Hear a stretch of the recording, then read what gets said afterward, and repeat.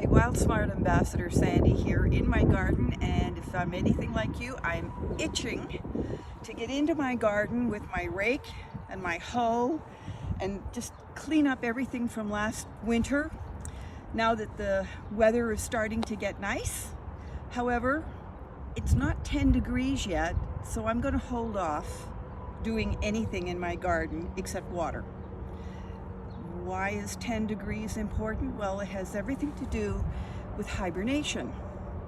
When we think of hibernation, we think of bears, great big guys who go into their dens in the fall and hunker down in a nice cozy spot and ride out the winter. Well, a lot of other little critters do exactly the same thing.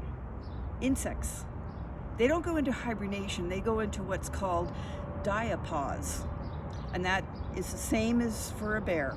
In the fall, they lower their metabolism and they just crawl into someplace nice and cozy and ride out the winter. Some insects even change their body fluids into alcohol or antifreeze type of substance so that they don't freeze during the winter, just like frogs do. So they don't fly south, they stay here, but where do they winter? Look down. They are all around me in my garden. Everywhere you can imagine, there are tiny little critters in diapause state, waiting for the temperature and the sunlight to get higher and warmer. So if it's above 10 degrees in the daytime, which it sometimes is now, it has to also be 10 degrees at night. We don't have that yet. We're still at night, the temperatures are falling to about freezing, just above or below freezing. So they haven't woken up yet. If you haven't seen a ladybug in your garden, they are still asleep and dormant. So you don't want to disturb them. So you don't want to start raking or shoveling or hoeing or doing anything to your garden until these little guys wake up. And that is when it's above 10 degrees, both daytime and nighttime. What kind of bugs do this? Well, all kinds of insects do it. You've got the ladybugs, you've got the beetles, you've got the woolly bear caterpillars that they go into diapause, and in the springtime they turn into the Isabella tiger moth. And then you've got butterflies. The mountain cloak butterfly is also in diaphase right now. And then you've got the most important little critters of all, the bees.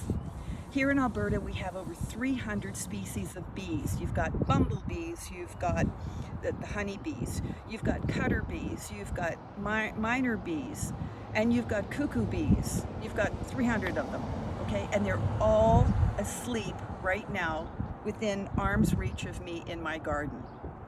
70% of our bees are what we call ground nesters. That is, that they burrow into the dirt in the fall, cover themselves up, and ride out the winter there.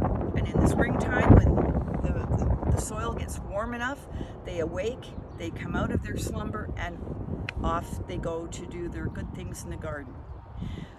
30% of bees are what we call cavity nesters.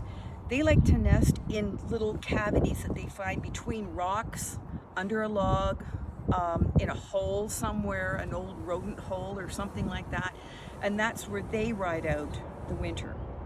For crickets and grasshoppers, they of course do not survive the winter. They die off, but they leave behind eggs and larvae for next year's generation.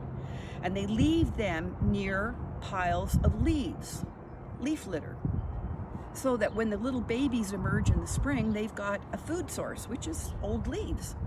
So if you're raking up your leaves, you're raking up all these little eggs and larvae that will turn into critters that we need in the garden to keep our gardens healthy and blooming, and you're going to throw them out and they're likely going to die.